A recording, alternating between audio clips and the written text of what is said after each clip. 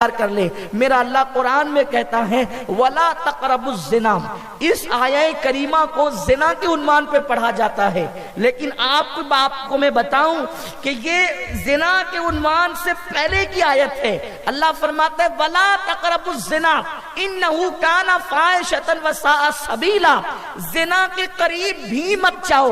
یہاں اللہ نے یہ نہیں کہا زنا مت کرو، بلکہ فرمایا زنا کے قریب بھی مت جاؤ۔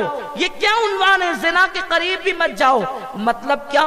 کسی لڑکی پر نظر نہ اٹھانا ورنہ تم زنا کے قریب چلے جاؤ گے، کسی نامحرم سے دوستی نہ کرنا ورنہ تم زنا کے قریب چلے جاؤ گے، کسی سے ہنس بول کے باتیں نہ کرنا ورنہ تم زنا کے قریب چلے جاؤ گے۔ اور قرآن زنا کے قریب نہ جانے کے لیے کیا کہتا ہے؟ یہ نہیں کہتا کہ زنا برا فعل ہے، زنا کی برائی کتنی گندی ہے اس کا تذکرہ تو قرآن نے کیا ہی نہیں۔ قرآن کہتا ہے انہو کان فاحشہ وساء سبیلا، منزل کی بات نہیں کی گئی بلکہ راستے کی بات کی گئی۔ اللہ ارشاد فرماتا ہے کہ یہ بڑا بدترین راستہ ہے، زنا کا راستہ بڑا بدترین راستہ ہے۔ جو راستہ اتنا بدترین ہوگا اس کی منزل کتنی بدترین ہوگی، اس کی منزل کتنی خوفناک ہوگی، اس کی منزل کتنی بھیانک ہوگی۔ آؤ وہ زنا کا راستہ کون سا ہے جس کو قرآن منع کرتا ہے؟ اللہ اکبر! میرے آقا صلی اللہ علیہ وسلم کے دیوانوں، یہاں نوجوان لڑکوں کے ساتھ نوجوان لڑکیوں کی بھی، قوم کی بیٹیوں کی بھی توجہ چاہتا ہوں، ماں باپ کی بھی توجہ چاہتا ہوں، بھائیوں کی بھی توجہ چاہتا ہوں۔ اور میں یہاں فحش بات کرنے نہیں بیٹھا بلکہ دل کا درد پیش کرنے کے لیے بیٹھا ہوں۔ میرے پیارے آقا صلی اللہ علیہ وسلم کے پیارے دیوانوں، آج مسلم بیٹیاں اگر کسی کے ساتھ بھاگ رہی ہے، اگر مسلم بیٹیاں اندھیرے میں بیٹھ کر کسی کے ساتھ گفتگو کر رہی ہے تو وہ صرف اس کے باپ کی بیٹی نہیں ہے بلکہ ایک مسلمان بیٹی پوری قوم کی بیٹی ہے۔ اگر کسی مسلم بیٹی کی شکل اخبار میں چھپتی ہے تو گویا کہ پوری قوم رسوا ہوتی ہے، پوری قوم کی آبرو کا جنازہ نکلتا ہے، پوری قوم کی عزت کا جنازہ نکلتا ہے۔ میرے آقا صلی اللہ علیہ وسلم کے پیارے دیوانوں، زنا جس منزل کا نام ہے معاذ اللہ، وہ ناکامیوں کی بدترین منزل، وہ تو بڑی خطرناک ہے۔ اس کے متعلق تو میرے رسول مصطفیٰ کریم رؤوف الرحیم صلی اللہ علیہ وآلہ وسلم نے فرمایا جو زنا کرتے ہوئے پکڑا جائے اور ثابت ہو جائے کہ اس نے زنا کیا ہے، اگر وہ شادی شدہ ہے تو اس کو سنگسار کیا جائے گا، اور اگر وہ غیر شادی شدہ ہے تو پھر اس کو جو ہے وہ کوڑے لگائے جائیں گے۔ بلکہ علامہ عبد الرحمن لکھتے ہیں اپنی کتاب کے اندر کہ بندر بھی زنا کو پسند نہیں کرتے، اگر بندروں میں بھی کوئی زنا کرتا ہے تو بندر اس کو بھی سنگسار کرتے ہیں۔ آپ اندازہ کریں، بندر سیکس کے اعتبار سے سب سے مشہور جانور ہے، لیکن اگر اس قوم میں بھی جانوروں میں بھی کوئی زنا کر لے، یعنی جس کے متعلق جس کو جوڑ دیا جاتا ہے، اگر اس کے سوا کسی اور کے ساتھ کسی کا معاملہ درپیش ہو تو بندر ایک دوسرے کو پتھر مار مار کے ہلاک کرتے ہیں۔ مجھے بتاؤ، جس فعل کو بندر جیسی قوم پسند نہیں کرتی اس فعل کو مسلمان معاشرہ کیسے پسند کر سکتا ہے؟ لیکن آج مسلم بچیوں کے جو قدم برائیوں کی طرف اٹھ رہے ہیں، مسلم نوجوانوں کے قدم جو برائیوں کی طرف اٹھ رہے ہیں، اس کی وجہ یہ ہے زنا کو محبت کا نام دے دیا گیا، زنا کو پیار کا نام دے دیا گیا، زنا کو عشق کا نام دے دیا گیا، نفسانی خواہشات کو پیار کا نام دے دیا گیا۔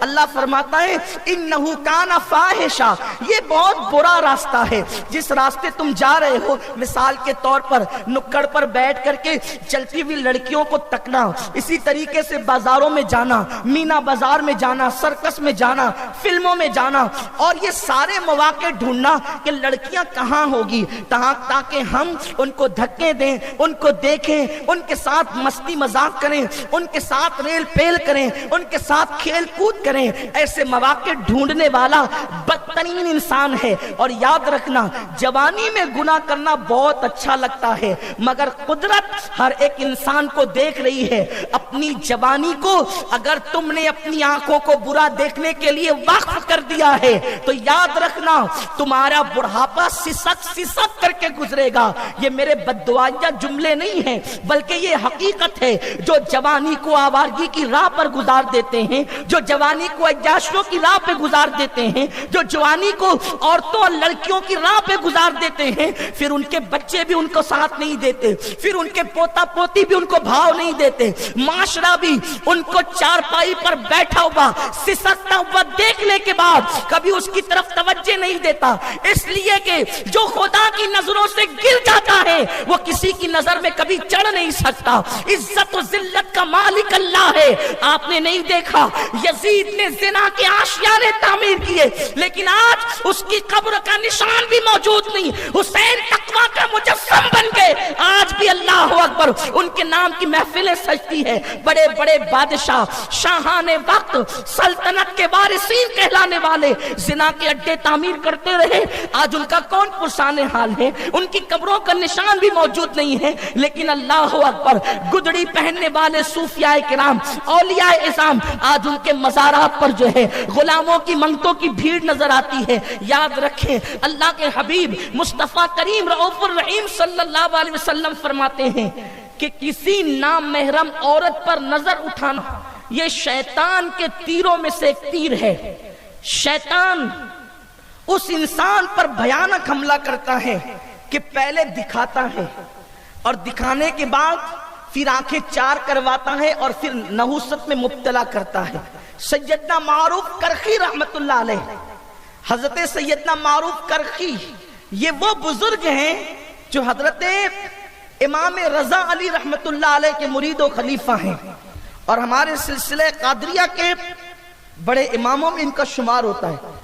معروف کرخی، پہلے ان کا خاندان مسلمان نہیں تھا، مسلمان ہوئے، خاندان مسلمان ہوا، امام رضا علی رضا کا دامن ملا، اور دامن ملنے کے بعد پھر اس منزل پر پہنچے کہ غوث پاک کے بھی پیروں کے پیر کہلائے۔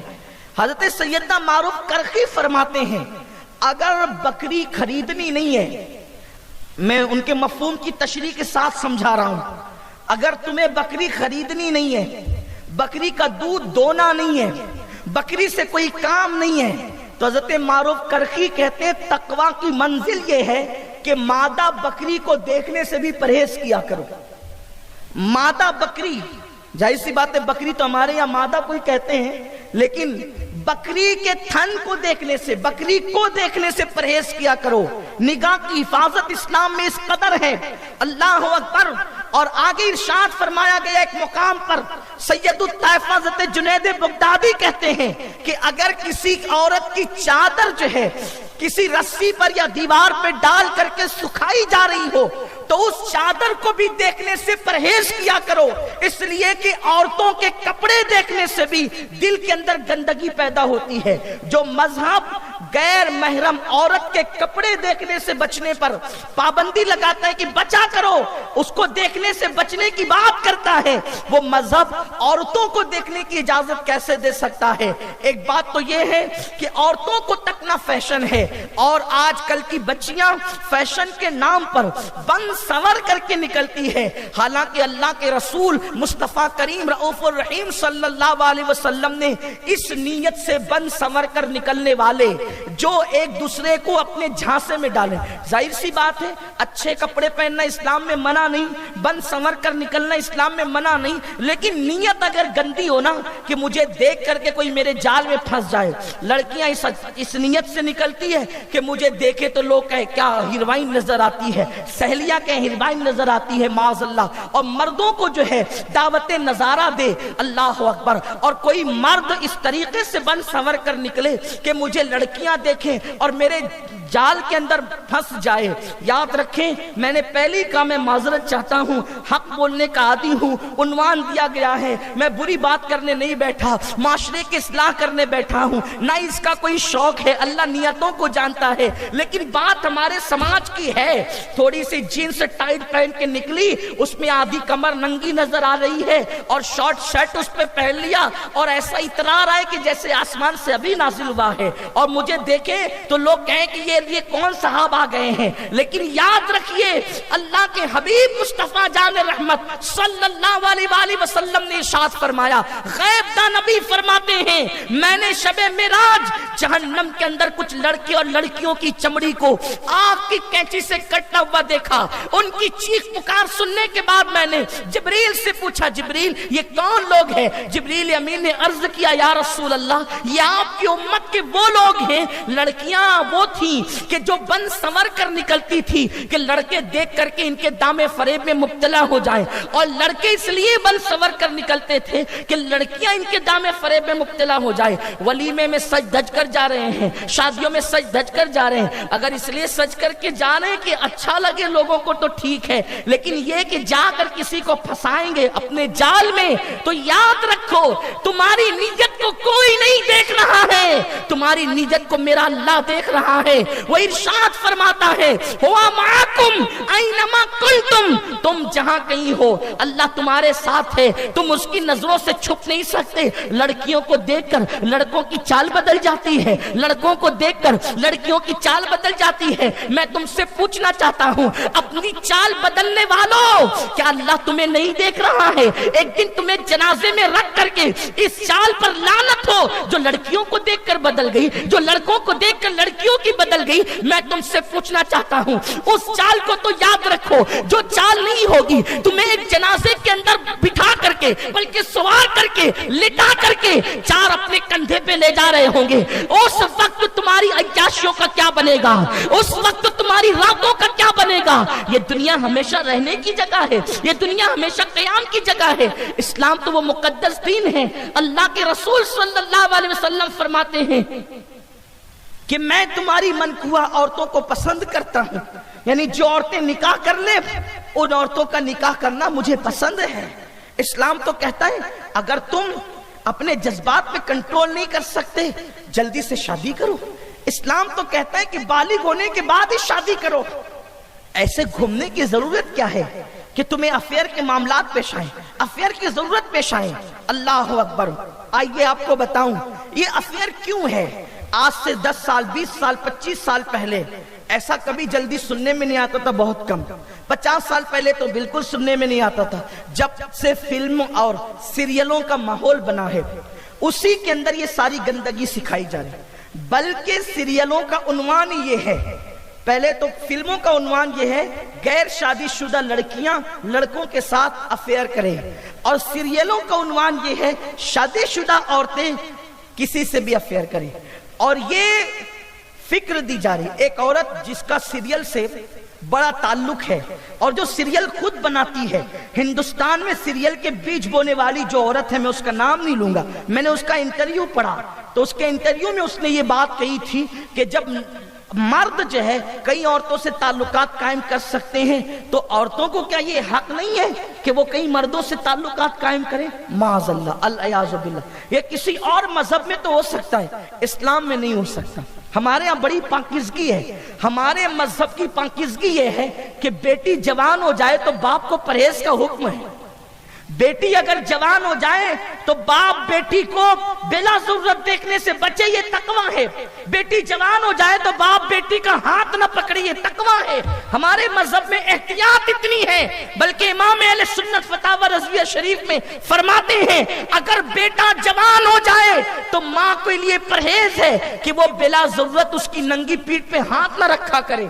ہمارے مذہب کی تعلیم یہ ہے، پاکیزگی ہے۔ جب بیٹا اور بیٹی کے ساتھ احتیاط کا یہ عالم ہے تو اللہ اکبر، دوسروں کے ساتھ احتیاط کا کیا عالم ہوگا؟ لیکن برا ہو سیریلوں کا، فلموں کا، ان گندگیوں کا، جس نے ہماری بیٹیوں کو کسی کا ہاتھ پکڑنے پر فیشن کا نام دے دیا۔ یہ فیشن نہیں ہے، یہ نفسانیت ہے، اور ایسی فیشن پہ لعنت ہے جو بیوں کو آبرو بیچنے پہ مجبور کرے۔ پہلی بات، ایک دوسرے کو دیکھا جاتا ہے، اور موبائل جو ہے یہ بدترین ثابت ہوتا ہے رابطے کے معاملے میں۔ بیٹیوں کو تو موبائل کی ضرورت نہیں، میں اس سے پہلے کئی بار کہہ چکا، بیٹیوں کو تو تسبیح اور مصلی کی ضرورت ہے، لیکن اب میں دیکھتا ہوں کہ پڑھے لکھے لوگ نام نہاد آزاد خیال اپنی بیٹیوں کو موبائل دیتے ہیں، بچیوں کے ہاتھ میں موبائل، بہن کو گفٹ میں موبائل۔ کیوں بھائی؟ اور وہ بھی کون سے اسمارٹ موبائل؟ اللہ اکبر۔ کیا حالات ہی پہلے کتنے پرفتن تھے اور اس میں ابھی کیا کیا کر دیا گیا موبائل کے ذریعے سے. پھر بچے انٹرنیٹ بھی دیکھتی ہے, بچے بھی دیکھ رہے ہیں, نوجوان بھی دیکھ رہے ہیں, اور اس کے بعد پھر باتیں ہوتی ہیں, باتوں پر کوئی توجہ نہیں کرتا. میں اپنے ان نوجوان سے کہتا ہوں تھوڑی دیر کے لیے سوچو کہ جس لڑکی سے تم بات کر رہے ہو وہ کسی کی بہن ہوگی نا, وہ کسی کی بیٹی ہوگی نا, وہ کسی نہ کسی کی کوئی رشتہ دار ہوگی.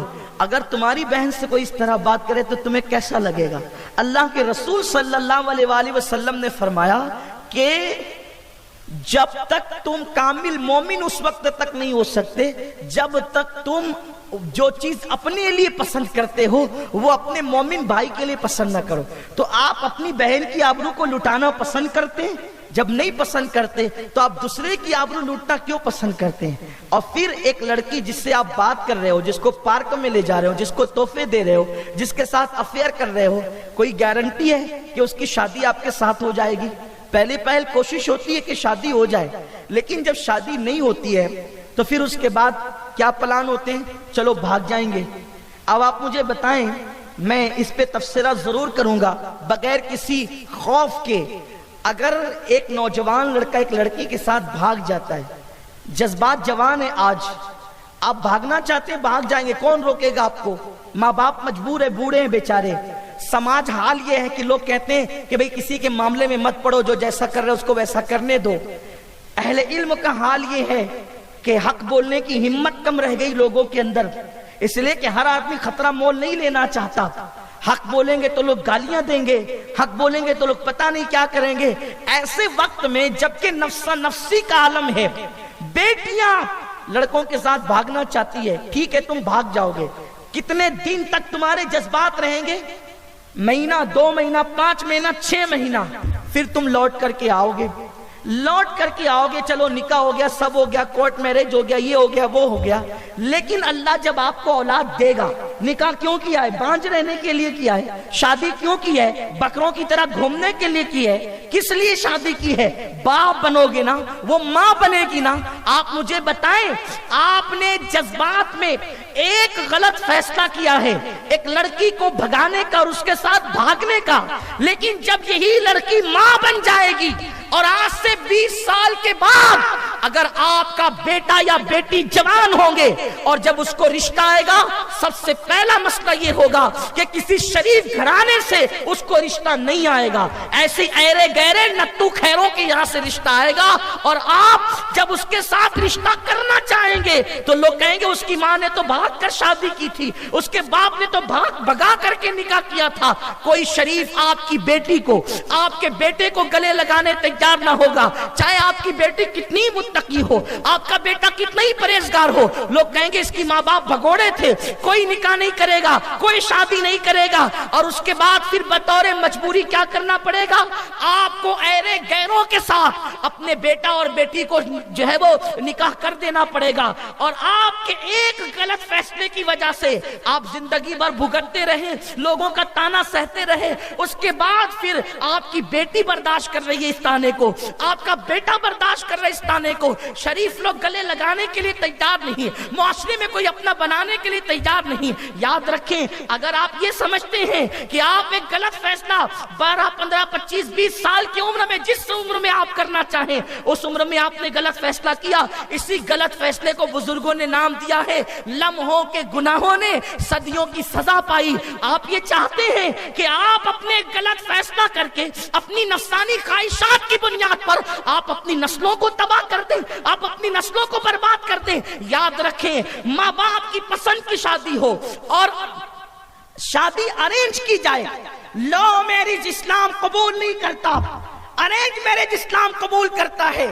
اور ارینج میرج جو ہوتا ہے اس کی برکتیں بہت ہے, اس لیے کہ جب ڈھونڈ کر کے ماں باپ ڈھونڈتے ہیں, بہن جاتی ہے, بھائی جاتے ہیں, بھابیاں جاتی ہے, ان سارے معاشرے کا, پورے علاقے کا, پورے خاندان کا تجربہ ایک ساتھ جمع ہوتا ہے جب کسی کا سلیکشن ہوتا ہے. کہاں تمہاری 18 سال کا تجربہ, اور بلکہ تمہاری 18 سال کی عمر, اور کہاں تمہارے ماں باپ کا 18 سال کا تجربہ. آپ مجھے بتائے جو تجربہ زیادہ ہے وہ زیادہ صحیح فیصلہ کرے گا یا آپ زیادہ صحیح فیصلہ کرو گے؟ اور ایک بات یہ ہے یار، جو تمہارے ساتھ بھاگ کر جا رہی ہے اگر شریف ہوتی تو بھاگ کر کیوں جاتی؟ ایک غیر شریف لڑکی کو آپ بھگا کر لے کر کے جا رہے ہیں، ایک وقت تو ضرور ایسا آئے گا۔ ہم نے یہ دیکھا ہے، اپنے بزرگوں سے سنا، کتابوں میں پڑھا کہ جو لڑکیاں بھاگ کر نکاح کرتی ہے وہ کبھی شوہر کی نظر میں معتمد نہیں بن پاتی، اس لیے شوہر کو ہمیشہ کھٹکا لگا رہتا ہے، یہ جیسے مجھ سے رابطہ کی تھی کسی سے کر تو نہیں رہی ہے، جیسے مجھ سے یہ پھنسی تھی ویسے کسی کو پھنسا تو نہیں رہی ہے۔ یہ سارے معاملات اور خطرات ہوتے ہیں۔ اللہ اکبر، وہ کبھی شوہر کی نظر میں اعتماد نہیں پاتی اور کبھی کبھی طلاق کی نوبت آ جاتی ہے۔ اس لیے میں قوم کی بیٹیوں سے بھی اپیل کرتا ہوں اور قوم کے نوجوانوں سے بھی اپیل کرتا ہوں، خدا کے لیے بھاگنے کا تصور چھوڑ دو، محبت کی شادیاں چھوڑ دو، لو میرج چھوڑ دو، یہ تمہارے لیے نقصان دہ ہے۔ اپنے نبی کی سنت پہ عمل کرو۔ میں پورا واقعہ تو نہیں بتا سکتا مختصر وقت میں، ایک جملے میں بات کہنا چاہتا ہوں۔ جب خدیجہ کی سہیلی جناب نفیسہ نے میرے رسول سے کہا تھا کہ اے محمد کیا تم خدیجہ سے شادی کرو گے، تو میرے آقا جو مختار کل ہیں، جس کی شان ہے اللہ اکبر، نگاہیں اٹھتی ہے تو قبلہ بدل جاتا ہے، سراقہ کے لیے سونا حلال ہو جاتا ہے، عبد الرحمن کے لیے ریشم حلال ہو جاتا ہے، وہ رسول خدا نے جس کو جنت کے اختیار دے رکھے ہیں، اپنے خزانوں کی کنجیاں دے رکھی ہے، جب نفیسہ نکاح کے معاملے میں میرے رسول سے کہتی ہے کیا تم خدیجہ سے شادی کرو گے، تو آقا کریم کا تاریخی جملہ تھا، شریفوں کے رشتے راستوں میں طے نہیں ہوتے، جا کر کے میرے بڑوں سے بات کرو، وہ جو کہیں گے وہی میری مرضی ہوگی۔ جو رسول سب سے بڑے ہیں وہ قانون دے رہے ہیں، اس سے مراد میرے چچاؤں سے بات کرو، میرے گھر والوں سے بات کرو۔ اور پھر نفیسہ حضرت جناب ابو طالب کے پاس گئی اور بات ہوئی، انہوں نے ہاں کہا تو سب نے ہاں کر دیا۔ اس سے پتا چلا حضور نے قانون دیا، حضور کو اختیار نہیں تھا معاذ اللہ۔ جو رسول مختار کل ہوں، اور ابو طالب سے زیادہ تجربات میرے نبی کے تھے، کیوں؟ ابو طالب کے تجربات 70 سال کے تھے اور میرے نبی کے تجربات کروڑوں سال کے تھے، کیوں؟ حضور نے فرمایا جابر سب سے پہلے اللہ نے تیرے نبی کے نور کو پیدا کیا ہے، آدم سے پہلے جو پیدا ہوا ہو اور آدم سے زیادہ جس کے تجربات ہو، خدا کی قسم تجربات تو اپنی جگہ ہے، وہ جدھر اشارہ کر دے وہاں خزاں جو ہے وہ بہاروں میں تبدیل ہو جائے۔ انہیں کیا ضرورت ہے، انہیں کیا غرض خزاں سے اور بہار سے، وہ نگاہ کر دیتے ہیں تو فیض جلیل خلیل سے پوچھو، آگ میں باغ لگاتے یہ ہیں، جب وہ باغ میں آگ میں باغ لگا سکتے ہیں تو کیا وہ زندگی کی خزاں میں بہاریں نہیں عطا کر سکتے انہیں؟ لیکن وہ قانون دینا چاہتے تھے، فرمایا شریفوں کے رشتے راستوں میں طے نہیں ہوتے۔ اس سے پتا چلا پارکوں میں جو رشتے طے ہوتے ہیں وہ شریفوں کے نہیں ہیں، رستوں میں جو رشتے طے ہوتے ہیں وہ شریفوں کے نہیں ہیں، جو لوگ کورٹ میں نکاح کرتے ہیں وہ شریفوں کے نہیں۔ کوئی کرے، سماج مجبور ہے، لیکن شریعت شرافت کا معیار یہ عطا کرتی ہے، ارینج کیجئے۔ یہاں ایک بات اور بھی آپ سے عرض کر دوں گفتگو آگے بڑھانے سے پہلے، میں اپنی بہنوں سے معذرت چاہتے ہوئے، حق ہے، اسلام کی بات، اسلام کی بات، اگر کوئی شخص ایک بیوی پر مطمئن نہیں ہے تو گندگی میں منہ ڈالنے کی بجائے اسلام اس کو اجازت دیتا ہے کہ وہ دوسرا نکاح کرے۔ لوگ کہتے ہیں دوسرا نکاح کی اسلام نے تو اجازت دی ہے نا، اسلام نے دوسرے نکاح کی اجازت دی ہے، لیکن جس راستے سے آج مسلمان جا رہا ہے اس راستے کی اجازت نہیں دی ہے۔ اسلام دوسرا نکاح اس طرح کرنے کی اجازت دیتا ہے کہ جیسے پہلے نکاح کو تم نے ارینج کیا تھا ایسے ڈھونڈنے نکلو اور نکاح کرو۔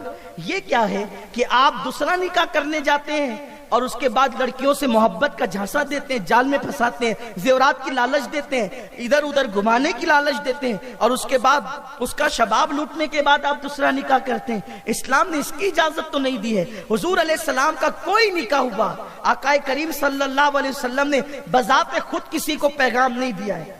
حضور علیہ السلام کے جو نکاح، جتنے بھی نکاح ہیں با اختلاف روایات، حضور علیہ السلام کبھی زید بن حارثہ کو بیچتے ہیں، حضور علیہ السلام کبھی شاہ حبشہ سے بات کرتے ہیں، حضور علیہ الصلوۃ والتسلیم کبھی کسی کے والد سے بات کرتے ہیں. یہ کیوں ہے؟ قانون عطا کرنے کے لیے. وہ مختار کل ہے جس کو چاہے پیغام دے سکتے ہیں، لیکن حضور علیہ السلام نے ڈائریکٹ کسی کو پیغام نہیں دیا. اس سے پتا چلا کہ جب لوگ یہ بات کرتے ہیں ایک دوسرا نکاح تو اجازت ہے نہ کر سکتے ہیں، لیکن راستہ جو تم غلط چن رہے ہو وہ غلط راستے کی اسلام اجازت نہیں دیتا. جیسے پہلے راستے سے آپ نے نکاح کیا، دوسرے راستے سے